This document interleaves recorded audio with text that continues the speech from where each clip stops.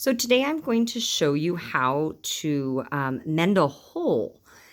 First, I'm going to show you an actual, like you can see here, a hole that's in my daughter's jammies, and then we'll practice on our Christmas fabric. So first off, in your little kit, you've got all these little straight pins.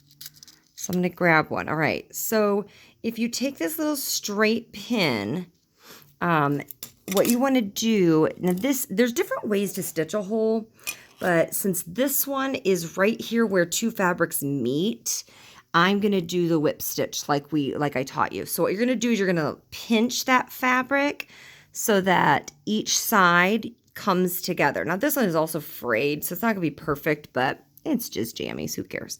So I'm going to pinch them together so that both fabrics are together. And then I'm going to use this pin so that the hole, that's not a pin, that's my needle. I dropped my pin. That's not good. You want to be very careful not to spill or drop your pins, because if you step on that, it'll go in your foot and really, really hurt. Okay, I found it. So you're going to go in the fabric so that it comes out the back. See how it's through the back? And now I'm going to turn it around so that it comes back through the side I was originally on. Now that keeps your hole together so that when I sew it, the fabric doesn't move and create a gap. All right, so now all I'm going to do, I already threaded my needle. So I'm going to do a whip stitch. I'm going to start on one side. I'm going to go a little bit over where you can still see that it's still sewn and the hole is not, simply because I don't want there to be like a hole right here if I don't start far enough over. So as you can see, I started from the front and I just went through the back. Now I'm just going to keep looping around. Go back to the front and through the back. Front to back. I want to make sure I'm going through both sides of the fabric. So I'm going through the front, and then when I go through the back, I'm making sure that I catch that other type of fabric. If I do this, look, I didn't go through both fabrics, and that'll still have a hole. So you want to go through both of them and then pull. And this one I can pull a little more taut than I did before when I was teaching you on the fabric. Now look, that one I didn't go through enough in the back. So I just won't pull it. I'll pull it out. I'll remove that stitch. And I just dropped my needle. Hold on. All right. So then I'm just going to keep going around and pull around and pull.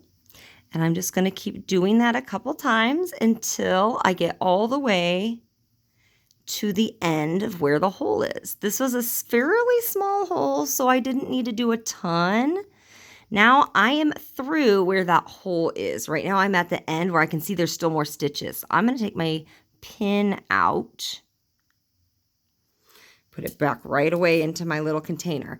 Now I want to make sure that I don't that another hole doesn't rip here. So I'm actually going to do an extra stitch or two just to be safe.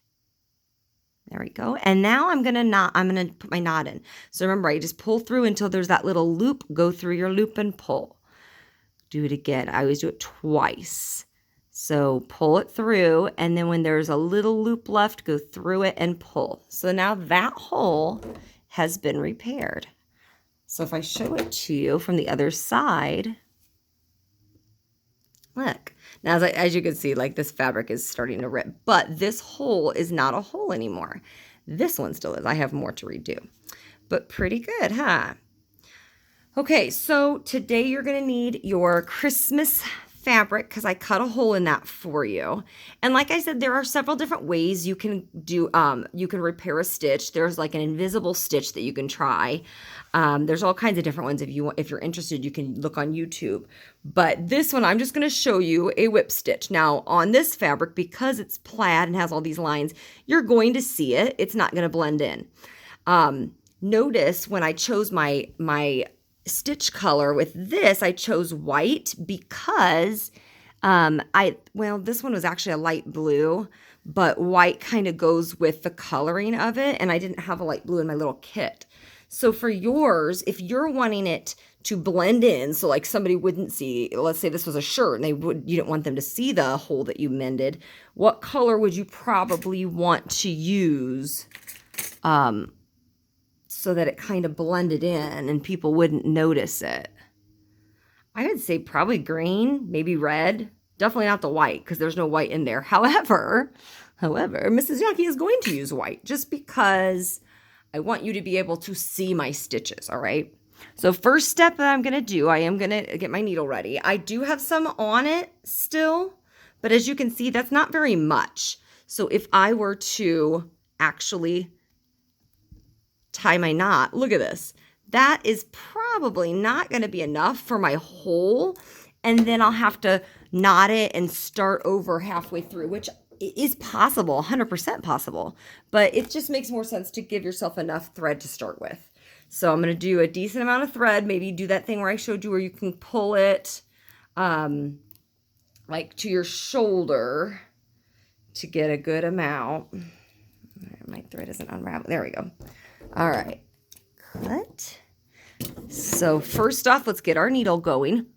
Lick your thread. Put it through that little eyelet right there. Pull it till it meets. All right, and then I'm going to gather them together. They're not perfect, but that's okay. Put them on top of the needle. Hold it with one hand. 1, 2, 3. Switch a hold of that hand. Pull it down until it makes a knot. Okay, now I'm going to put that down. Next thing I need is to get a pin. So get your pin. And I'm going to do all my stitching on the not bright side, the back side of this fabric. So here's my hole. I'm just going to bend it, fold it over so that it meets. And then I'm going to get a pin and I'm going to go in through one side so it comes out the back. And then push it back through so it comes right back out the front.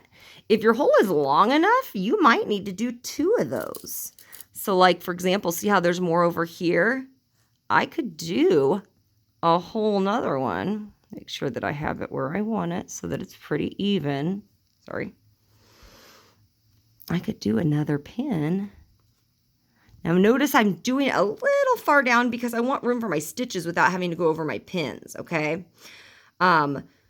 So I would put 2 pins in mine since it's pretty long. I have done it before where I have stitched a hole without using pins. I don't recommend it because what happens is sometimes the fabric shifts from where you want it, and at the end you've got this little pocket where it doesn't line up, and it's going to leave it, it's going to make your fabric pucker like this, and then you've got like this little spot that will look like that when you're done. Okay, so now I'm just going to do exactly what I did before, is go through, and it doesn't matter if you're going back and around or if you're going front to back. You just got to stick with it the whole time. So I'm going to go in through and then go to the back, pull.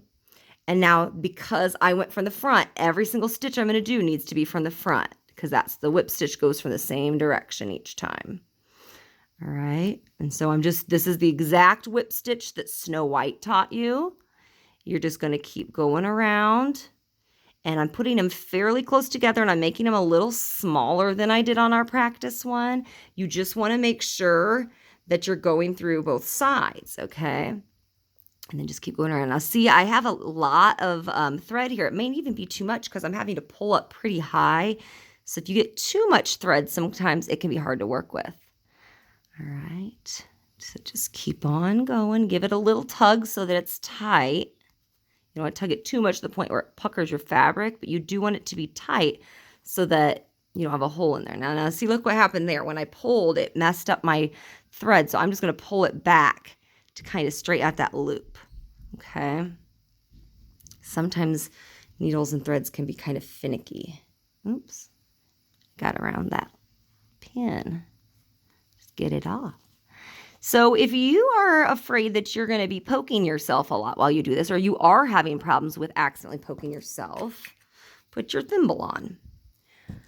And so I might actually want it on my thumb since my thumb is the one that's kind of right here in the way. And that way I don't have to worry about getting poked. Or if it's, I guess it would be my finger because my finger is behind. So that way if my finger was behind like this, and I went through, I wouldn't have to worry about accidentally getting poked. To me, I think it's harder because now the thimble's kind of like bulky and in the way. I prefer not to use a thimble, but beginners, you may want to if you're having a problem with poking yourself too much, okay? So I'm going to keep going because I can see that I still have some of my hole here. And I'm just going to keep on stitching until I get to the end. Now I'm going fairly fast. Keep in mind, Mrs. Youngie's been sewing since I've been in like 6th grade. So this is not new to me. This is new to you. So you probably won't be going as fast. Your stitches might not be very even.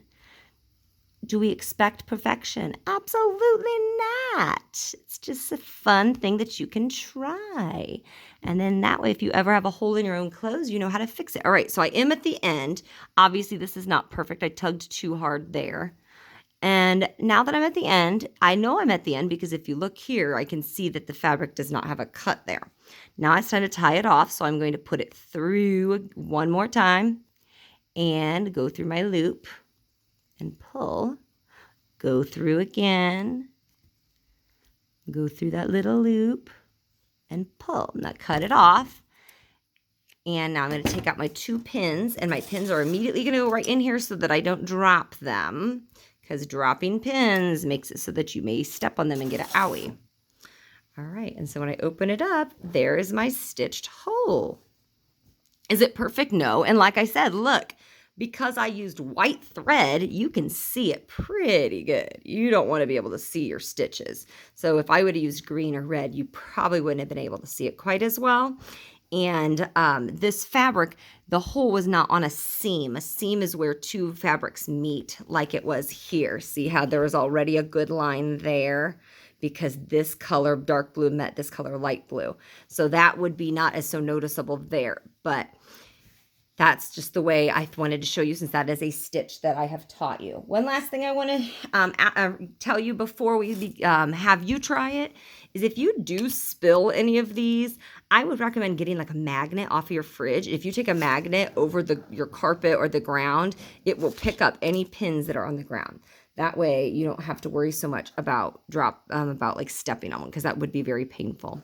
Okay, so I want you to practice doing your whip stitch to mend a hole. If you want to do it again after you've finished, you have options. You can either take your scissors, and if you cut these little loops out, you could do that exact same hole again. You could cut another hole in this same fabric. All I did when I cut it is I folded it in half and just snipped it so that there was a little hole in it. So you could cut another hole in that same fabric.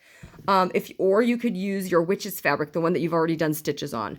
Your other, I wouldn't use these because the other fabrics in here is going to be for the pillow and the buttons. So you do need those. Or maybe you have clothes in your house that you could try it on.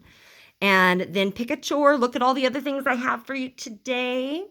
And good luck. I hope that you are finding sewing to be useful, even if it's not easy, even if it's tricky. All right. Bye, guys.